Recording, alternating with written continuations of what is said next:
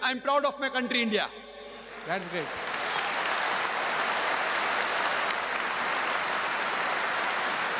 It is one of the few countries in the world which gives the right for the citizen of India to preach, propagate its religion and practice.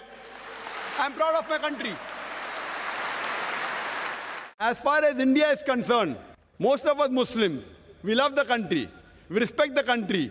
If required for the truth, we are ready to die for the country. I am an Indian and I'm a practicing Muslim.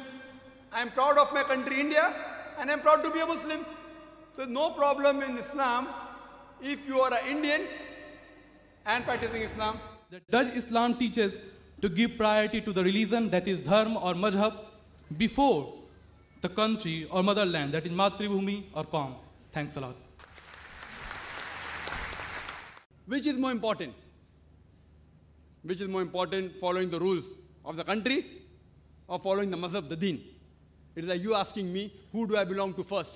Do I belong to my father or my mother first? Brother, I am an Indian. I know there's not a single law in the Indian constitution which prevents any Muslim in India to follow Islam.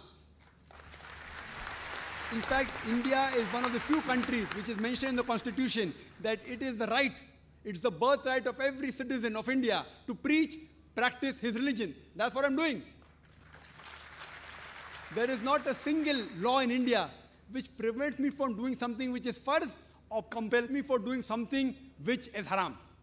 There is no law. There is not a single law in the Indian constitution which prevents me from becoming a good Muslim. Therefore, as far as I am concerned, I am a very practicing Muslim, alhamdulillah, and also practicing Indian.